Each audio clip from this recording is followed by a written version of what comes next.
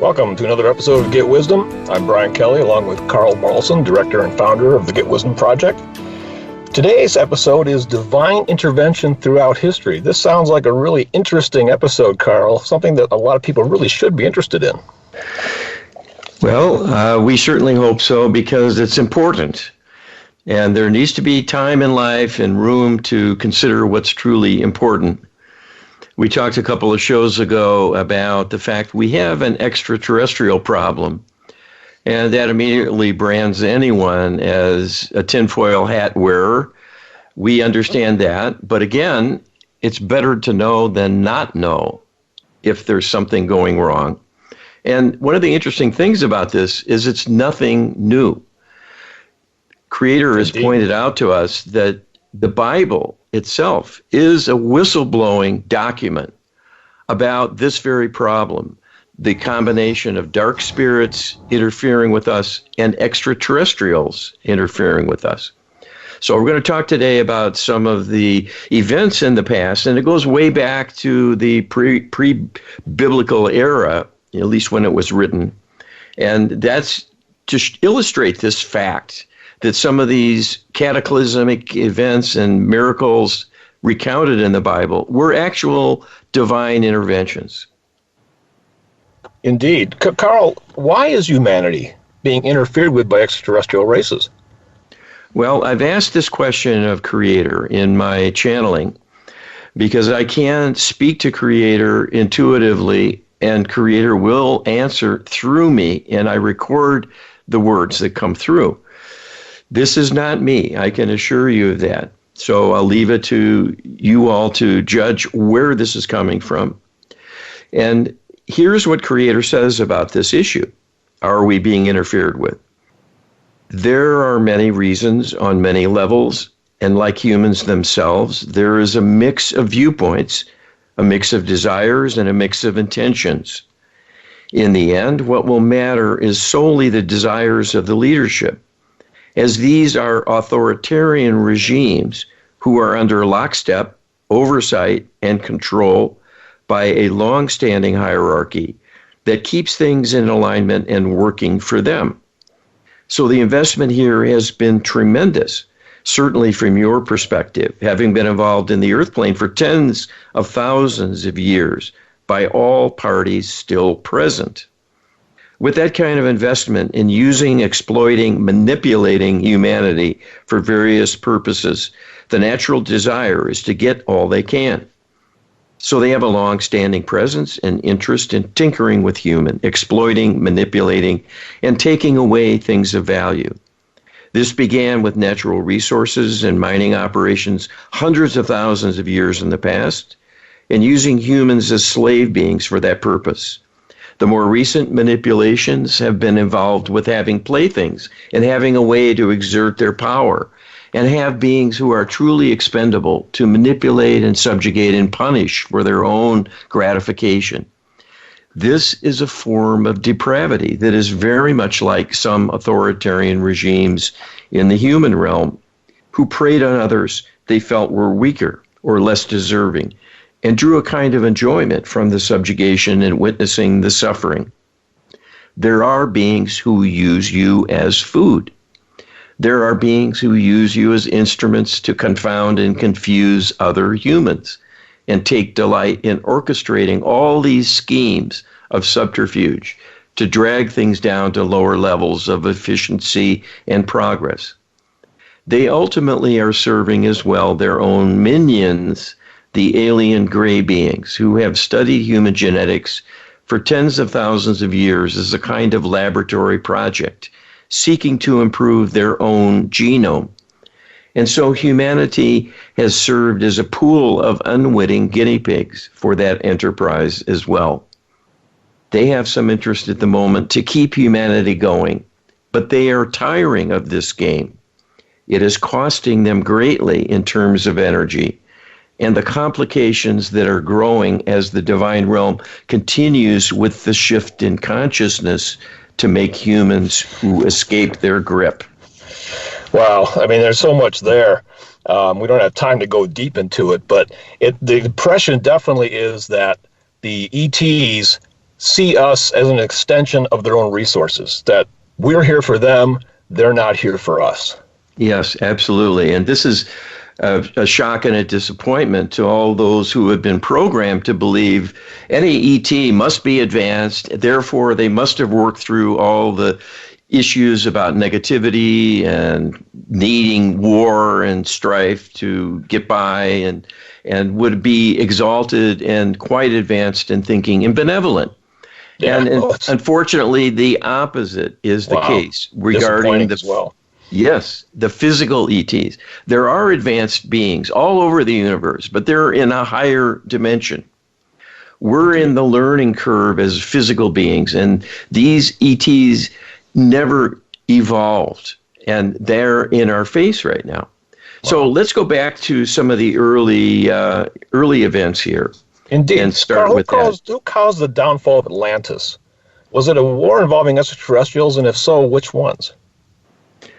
All right, so this goes way, way back. We're talking a long time ago. And this is what Creator says about this. It's not a mythical realm. It is a real place that existed and was inundated by flooding and submerged under the ocean surface as a result of this calamity. And so here's what Creator says about this. This was a war among the extraterrestrials and was specifically involving the Arcturians and the reptilians. The Anunnaki, as always, were above the fray, but the relative newcomers were jockeying for position and wanting to demonstrate their capabilities, and this was highly destructive for both and led to the near destruction of humanity yet again. This was the event leading to the fall of Atlantis, approximately 26,000 years ago. The story of Atlantis was one of extraterrestrial manipulation to a greater extent than had happened previously for quite a long period of time. The civilization present and reaching its zenith in that era had a relatively free hand to explore, to innovate, and to maintain a reasonable degree of spiritual awareness. This is because of the great geographic distances of the era and the fact that the major slave period had wound down as the Anunnaki no longer needed large numbers of slaves on the earth. But this inevitably was too tempting to leave on its own and drew interest of the reptilians who entered the picture and the Arcturians who were present prior to this, resented this intrusion, and war broke out. Humans were caught in the middle, and there was much devastation planet-wide, with many upheavals because of the widespread devastation and destruction unleashed by the extraterrestrial technologies. As always, humans were simply pawns in the game, representing a prize of sorts, but one that could be expendable from their perspective of both sides, and therefore could be annihilated, simply to punish the other extraterrestrial group, to prevent them from winning the prize of control over humans. So this was a quite dark time indeed. It was for the purpose of carrying out an extermination that the extraterrestrial alliance was first formed. This was nearly successful, but was again constrained by divine intervention. And at this point, the extraterrestrial alliance lost their interest in finalizing things. And the reason was the curiosity of the Arcturians, and especially the Arcturian Greys, in further understanding the novel aspects of the divine human, in seeing the immortal nature close at hand. And by following generations of humans coming and going, were intrigued with possibilities of discovering the secrets of this and incorporating this within their own lineage. And so this was the way the divine realm kept open a lifeline, although the trade-off was allowing humans to become the guinea pigs for research and exploitation by the Arcturians and the Arcturian Greys in studying the human genome. You know, creators explained that the destruction of the civilization of Atlantis was an extraterrestrial war between the Arcturians and the reptilians, which nearly wiped out humanity altogether. Was that the most devastating of consequences prevented by divine intervention? And if so, why? These are Creator's words. This is the most interesting aspect of the story of Atlantis. This was not the wrath of God in evidence. It was the wrath of the depraved extraterrestrial races, devoid of ability to feel and express love, jockeying for position and dominance to be in alliance with the Anunnaki who preceded them and established a colony here on Earth among you and maintained a dominant stranglehold on human civilization and progress, having controlled humans and used them for slaves and food as well. To gain favor with the Anunnaki, these other extraterrestrials wanted to be of service and competed with one another for recognition and status. And this brought things to a head and led to violence, and a war broke out that was quite destructive to the environment and killed many, many people. This led to a divine rescue, and once again, to prevent things from getting totally out of hand through a reckless disregard for human life. That is what allowed the persistence of humans in a number of locations that were distant enough and of lesser significance tactically to the extraterrestrial alliance that they were subsequently ignored for an extended period of time and were able to rebound and grow in number. And this is how humanity survived and bounced back, in effect, from this most serious of calamities. Wow. Well, we've certainly talked in the past how this is a free will zone and we're down here to explore that aspect of our existence. But apparently they have free will too, but occasionally when things get out of hand, so far we see the divine coming in to save us. Yes, and this is the saving grace. And it has literally allowed humanity to survive all this time. This was 26,000 years ago.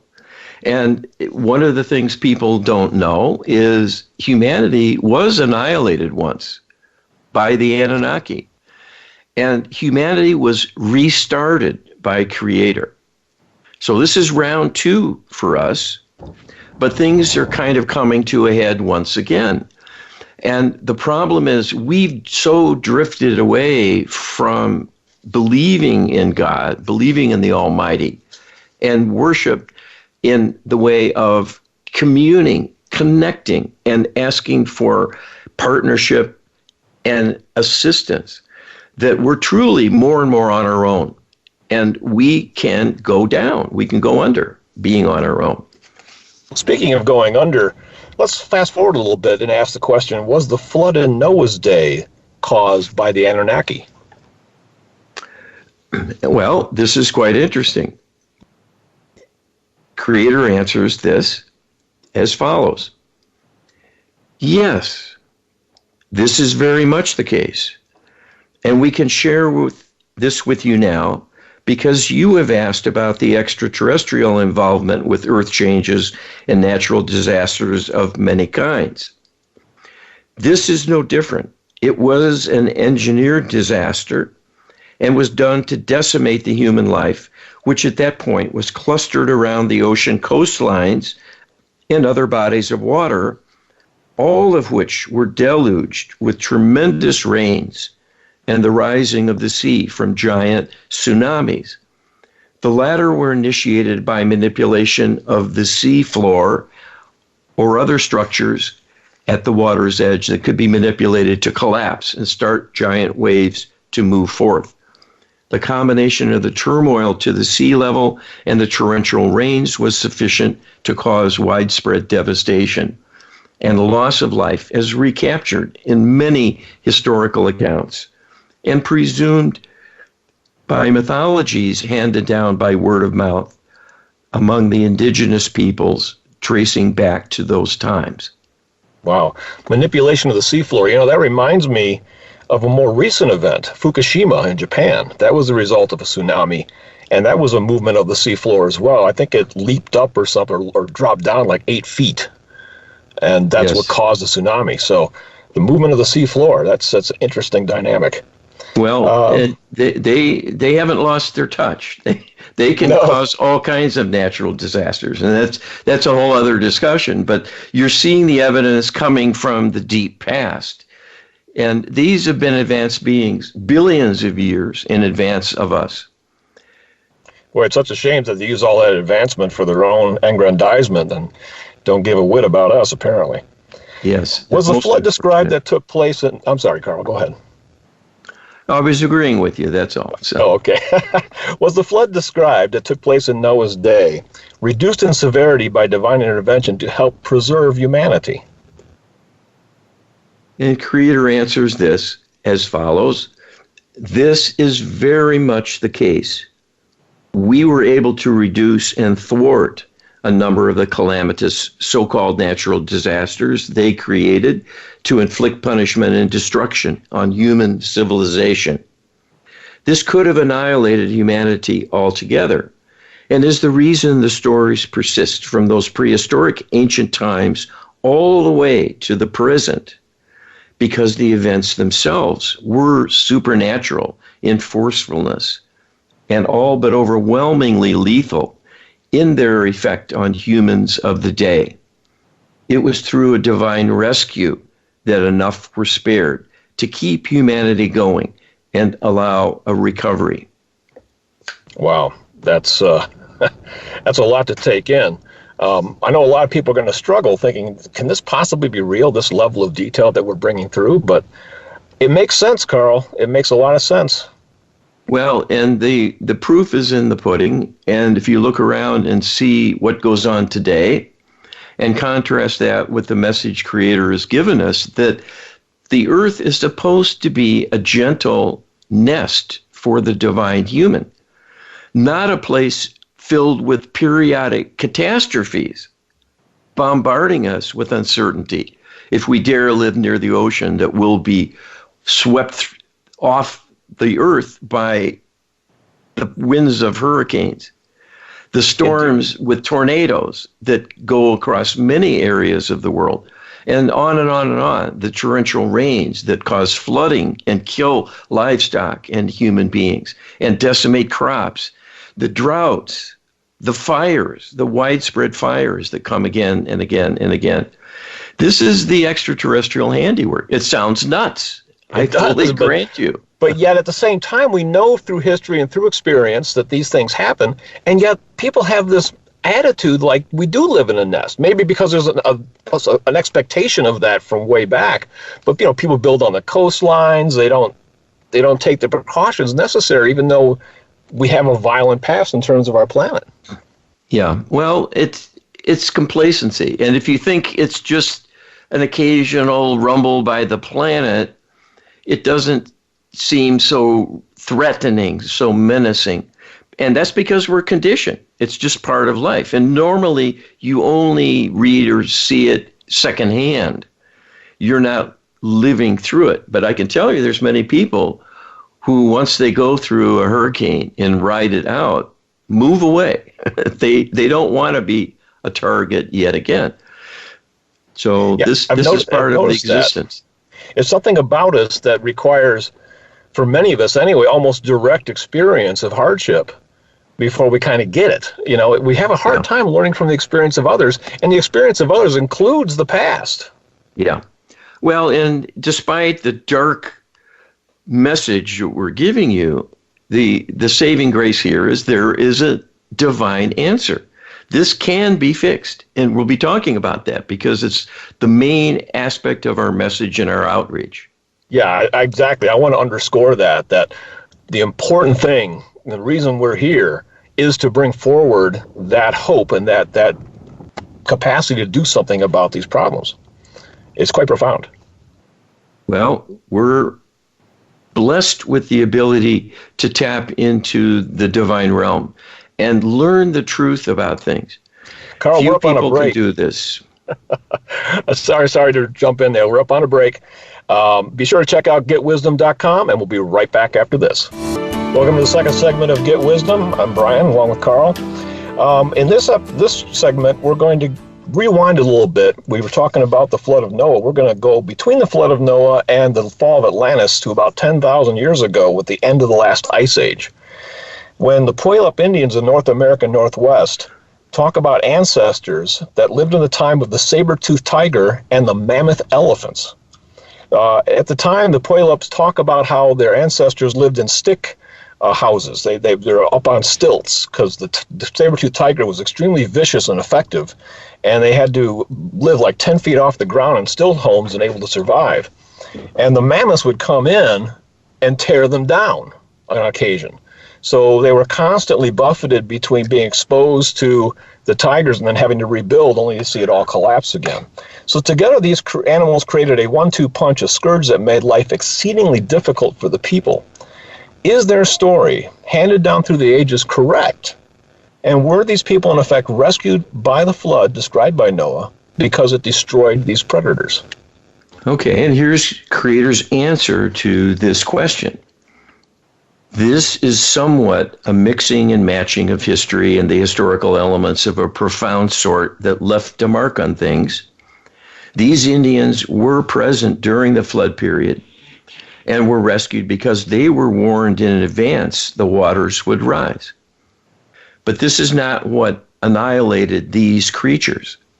That was done by virtue of the divine realm in answering the plea of these suffering humans who were indeed plagued again and again with many disappointments and the loss of property in painstakingly constructed dwellings to provide islands of safety in the air, so to speak, to keep them out of the reach of the tigers, only to see them attacked and destroyed by the quite aggressive mastodons.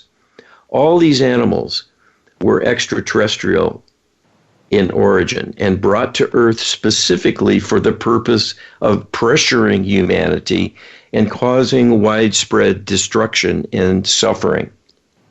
It was feasible for the divine realm to see to their removal in response to the outcry of humans in their grief and mourning of their fellows ravaged by these beasts. And this was seen to be needed to provide a turning point and stem the tide of attrition. This could easily have been a massive worldwide annihilation of humanity all on its own, and has happened time and again. The divine realm was moved to disrupt the plans of the interlopers to minimize their reach. This they have interpreted as the inadequacy of these aggressive creatures to do the deed fully, and was not seen to be supernatural in thwarting their plans, but rather the hope that dominance of these species would win the day and so disrupt human plans and take lives directly, that this would tip the balance towards annihilation. And when this failed to happen, they simply wrote this off to an unexpected and somewhat inexplicable weakness in their plan. They attributed the eventual reduction and disappearance of these creatures altogether to the lack of adaptation to the Earth environment. Wow. I mean, the very notion that the saber-toothed tiger and the mastodon are not native to Earth and were simply imported here. That's a revelation in itself. Absolutely, and it also fits with this perspective. Those beings don't truly belong among human beings. Aggressive creatures of this sort, especially predators that are meat eaters and will kill humans savagely and willingly at every opportunity. Those kinds of large predatory species don't belong on the Earth as a haven for the divine human. I think and the fact they're here, it makes sense that there was another cause that's non-divine. This provides the answer. Wow, and the irony is that the ETs saw that as a failure, when in fact their plan was all too brilliant and was close to working. And without the divine realm intervention, it probably would have succeeded. Yes. But it illustrates the fact we have had divine protection again and again, but it's nip and tuck. It's not guaranteed. It's not certain. And it's subject to human whim, human need, but involvement to request the divine realm's assistance. If we're passive, we're left on our own here. That's how this works. That's why prayer is needed. It's not that the Almighty is unaware you have needs and that you're suffering. The Almighty is inside of you, watching it all, experiencing it all, feeling it all, but unable to act unless you speak out. And that is part of the setup here. It's a test of us, and it's a difficult one. Indeed. Let's look at another example, Carl. Standing water around areas identified as the remains of Sodom and Gomorrah reportedly contains enough radioactivity to cause sterilization if ingested. In the story of Lot in the Bible, the angel told Lot, "Escape for thy life, look not behind thee, neither stay in all the plain. Escape to the mountain, lest thou be consumed." Was the destruction of Sodom and Gomorrah the work of the Anunnaki? Was it part of a larger plan to annihilate humanity that was stayed by divine intervention? Yeah, this is another interesting example in a story from biblical scripture. And as is always the case, anything bad that happens to human beings is blamed on humans or on God. God is the culprit. God was wrathful. God was angry. God wreaked havoc as punishment on evildoers among the people. And this sort of narrative, that is never the case. Yes, people may have been wayward. They may have been really on the brink of serious depravity because they were undermined so by the interlopers and their manipulations. But the problem in terms of human suffering and destruction is the interlopers, not the divine. So here's what Creator says about that incident. This was an annihilation, not of humanity entirely, but was an alien-mounted military-style assault done through advanced weapons to cause massive destruction, and was an instance of friction within the extraterrestrial alliance that came to a head, and this was dealt with simultaneously as a form of efficiency. This was foreseen by the divine realm, and the warning was given in order to protect the humans in the vicinity. This was not the action of a wrathful God, but the follow-on of corruption induced by the dark spirit extraterrestrial alliance, wanting to drag humanity down, misdirect, and misguide them into self-indulgence, depravity, and then conflict with one another, and to reinforce a worsening of things with a tremendous assault without a seeming cause. And this is what took place and was recounted with fair accuracy as a great conflagration that was awesome to behold and would be fatal to view directly. There are many such doings of the extraterrestrials, whether for annihilation of a small number or a large number of human beings. It is seen to on a regular basis because this is the lifestyle of the extraterrestrial interlopers who entertain themselves by promoting human folly and unleashing punishment of all kinds in arbitrary ways, often masked as natural disasters or using humans to attack one another. This is an entertainment for them.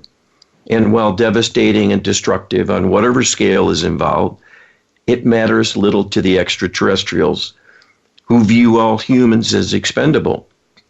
And while they have enjoyed dominating them, subjugating and manipulating humanity for many thousands of years, have had times when annihilation was decided on, and this was forestalled. This is what needs to happen now and soon. And the reason your efforts need greater support, with more people praying for divine assistance and more people learning to request advanced healing for the interlopers and for all of humanity. This is greatly needed in order to turn the tide once again. Wow. You know, the one theme I see in this is that when there is divine intervention, there are warnings that go out to the people. Creator had mentioned that with the Puebla people as well. And one detail I didn't mention was that it came through their local shamans, the message to carry their canoes up the mountain. And only a few did that. Most of the community laughed and thought it was ridiculous.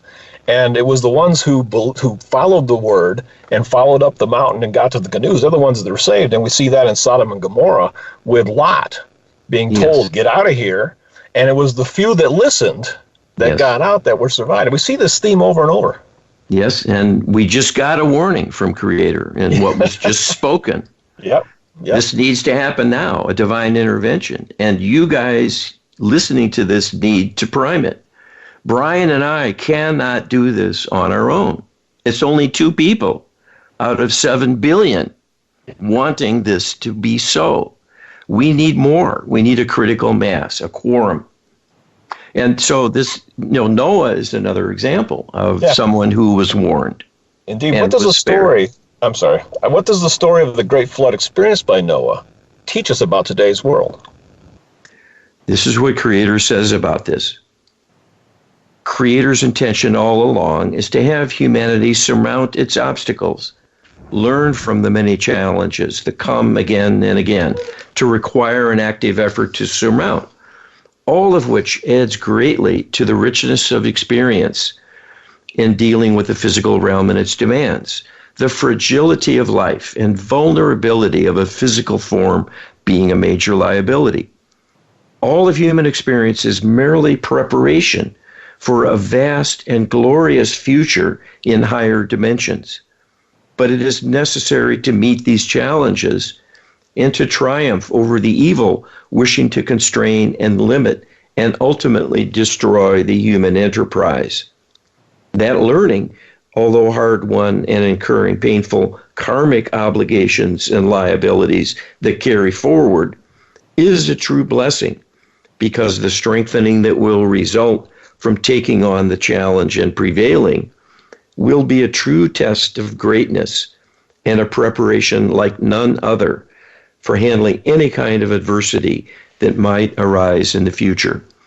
We expect that there will be nothing in human future to match the level of difficulty they have had to face through history in dealing with the sources of evil brought by this group of depraved beings into your realm, and all the manipulation that has resulted, and the worsening by karmic wounding, demanding restitution and repayment to rebalance things, all of which acts as an anchor, holding back the collective of humanity from achieving the enlightenment that has been planned now through all of the existence of humanity, but still remains beyond reach.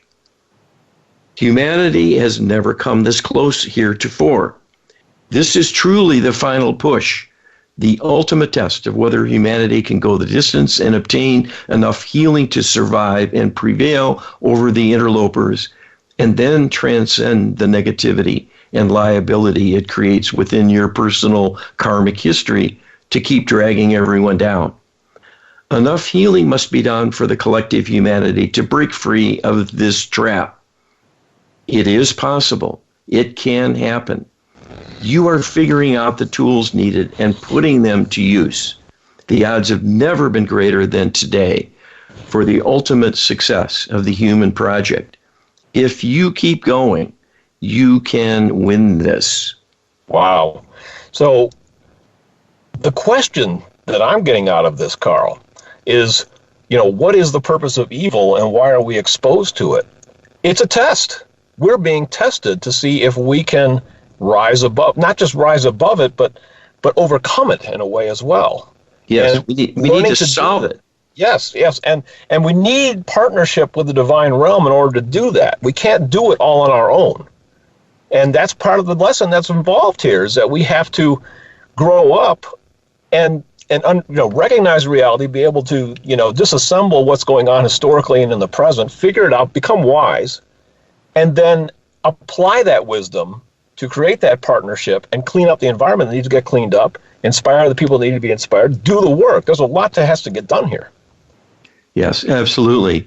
And the situation is grave, but we underestimate our capabilities. We are actually literally part of the divine, and Creator made that clear in little bits and pieces through this discourse, that we're an extension of Creator's consciousness. And that's what it means. not just for some bright idea, like someone sketching something on a pad that comes to life and it's just like a cartoon, but actually literally a part of the Almighty. But we're hindered, we're constrained, we're dimmed down, we're physically weak and vulnerable. And that's because we're in this training ground that constrains us for a reason. So we don't run amok with great powers. And unfortunately, the ETs are well ahead of us chronologically. And so they have technology. And that seems formidable, but it's no match for divine power.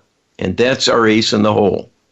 Indeed, it seems like we're evolving towards the kind of powers that were shown to us occasionally throughout history, that Christ came down and showed us, that there's a great, fantastic future for humanity. And the ETs have kind of cheated on that by getting technology. They took a shortcut. And as a result, they have pretty impressive powers through their technology. But they're obviously using it for self-aggrandizement and exploitation, and they're going to end up paying the ultimate price in the end for that. Well, karma is catching up with them. They're losing their mojo. They're losing their energy, their grip on things, their power. There's more disaffection, dissension in the ranks, and so on. And that's a consequence of living depraved lives. This is the most harsh environment one can imagine, to live in a hierarchy of power where your overlords will snuff you out without a second thought. This is a nightmare, and that is their world. They brought it to us. We need to help them heal, and that will heal us in the bargain. We have the tools to do it. We're up against another break, Carl. Boy, these come awfully fast. Be sure to check us out at getwisdom.com and get the Lightworker Healing Protocol book that'll explain the training that's involved. That's getwisdom.com/LHP, and we'll be back after this break. Welcome back to our last segment of Get Wisdom. We've got a lot to cover, so we're going to just jump right into it. A theory was advanced recently by a professor that the Exodus occurred 250 to 300 years earlier than historical records describe the flight of the Israelites from Egypt to the settlement of Palestine. This would make it coincidence with evidence of a volcanic eruption, which is speculated to explain the accounts of the sky darkening, a sudden flooding that drowned Egyptian soldiers, etc. Some scholars even question whether the Exodus was an actual historical event. Can you share with us whether the Exodus really happened and what part was played by the divine realm? All right, and these are Creator's words as I have channeled in response to this question. His is a nice theory, but it is incorrect. It is like many such speculations that are turned to by the many non-believers among the academic community, seeking prosaic explanations, usually involving an act of nature, so-called, to explain away an otherwise supernatural event being described. These are almost always truly supernatural, being an otherworldly event induced for a purpose to wreak havoc, which is then blamed on God wanting it to happen and God's vengeance in action and so on. The events recounted here were true miracles and were an example of divine intervention specifically to arrange escape, rescue, and further survival of the Israelites, as recounted in the scriptures. So this was very definitely a divine intervention from first to last, to allow the escape from Egypt as recounted, and the events involved were divine orchestrations. Was the Exodus and the eruption of Santorini and Moses Mountain, and presumably other volcanoes in the region as well, part of a wider agenda to annihilate or cripple humanity? And was divine intervention actively involved in preserving human life and human civilization? And Creator says this too is correct and is not in conflict with the story of Exodus being a divine rescue. The volcanic eruptions in question were done by the manipulation of Earth forces by using the technology of the extraterrestrial alliance to disrupt human culture and cause massive casualties. This is something they've done over and over through time with reckless disregard for consequences, and can at times come close to annihilating an entire people or all present within a wide region of the earth.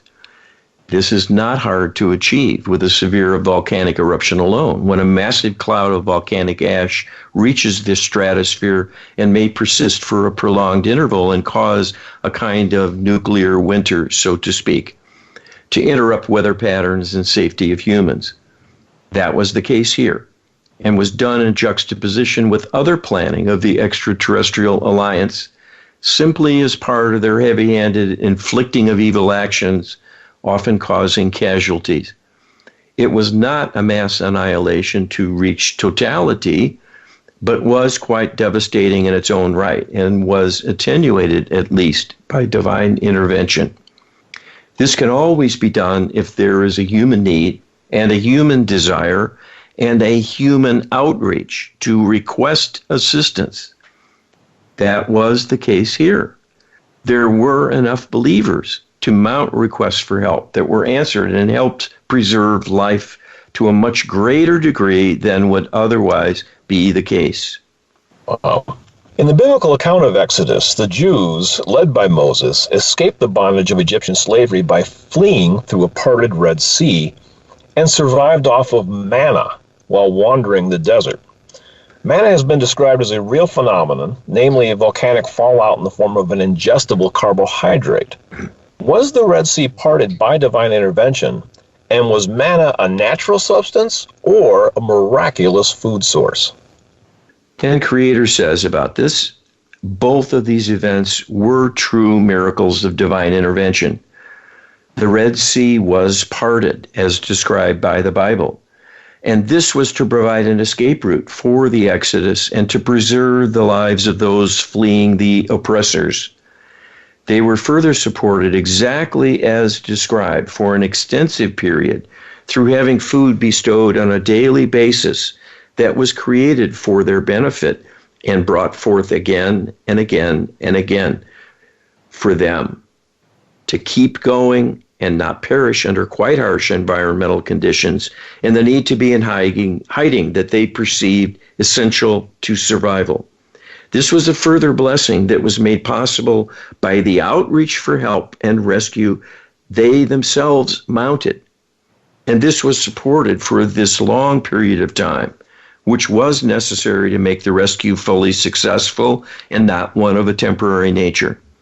Keep in mind that all you think of as matter is only energy. Energy can be shaped and repurposed, reworked from one configuration to another if one knows how. So the creation of organic material is simply a specific energetic configuration that holds within it the molecular attributes that make it compatible with the human physiology as a source of energy and nutrition. This is quite straightforward and can be done by human light beings. So it is a simple matter for the divine realm to do over and over and over if the need arises. Wow. Carl, we're going to fast forward all the way to the 20th century and bring forward a more recent example of this. General Patton in World War II had a chaplain prepare a weather prayer that was handed out to the 250,000 troops involved in the Battle of the Bulge in World War II. Did this one prayer turn the tide? What would the likely outcome have been if the Germans succeeded in their plan to destroy the port of Antwerp, the only fully operational seaport on the entire European coastline at the time, and which was critical for supplying the Allied war effort on the mainland? And Creator says, this prayer was of substantial benefit. And as you can appreciate from our prior tutorials on prayer, we can parse things quite finely to act on those things appropriate and disregard those that may not be. We understand humans are variable and are not in a state of perfection.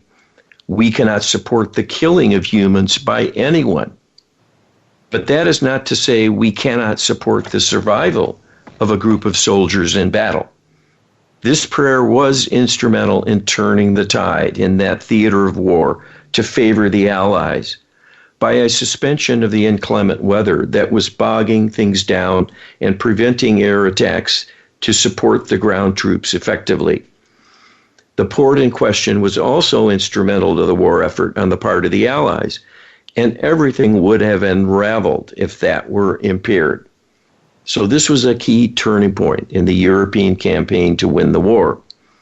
There were many such events when prayer factored into things and gave the Allies an advantage. But again, this was not to aid the slaughter of the enemy. It was to aid those on the side of right to preserve their lives. They then made the choice to engage in combat, and for which they paid a price karmically. That price will continue for all of the players involved, directly and indirectly, and in particular those members of the extraterrestrial alliance participating in the creation of the conflict in the first place, and the prolonged agony that resulted, extending even to this very day. Do there continue to be many times when the divine realm prevents or limits a disaster? Creator says, there are many situations of this kind where we can make a difference, if not prevent the catastrophic events unleashed in an entirety. So the recent hurricane in Florida is an example where this powerful storm moved inland directly up the center of the state from its southernmost tip.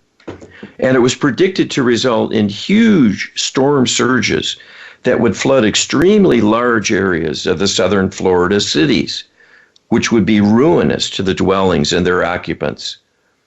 This surge was attenuated as a consequence of prayer to the divine. So people may wonder, where was God during Hurricane Irma? Our answer is we were holding back the storm surge and attenuating the winds to reduce the impact of their violent actions. We did not prevent the storm or eliminate it entirely, but made a material difference. And that was really the doing of humans. We were using the power of prayer requests that were generated to enable our benefit to unfold.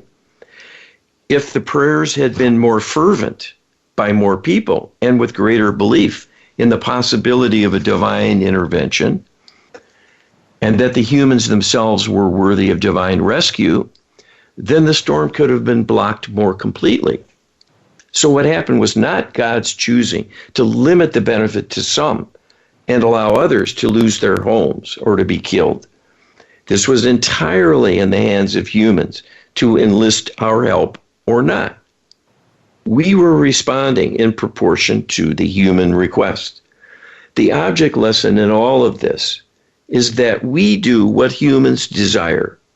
And so there must be a human response to each and every injustice and inequity, and a corresponding outreach to us with a request for assistance and support and healing love to be brought forth to assist all, perpetrator and victim both.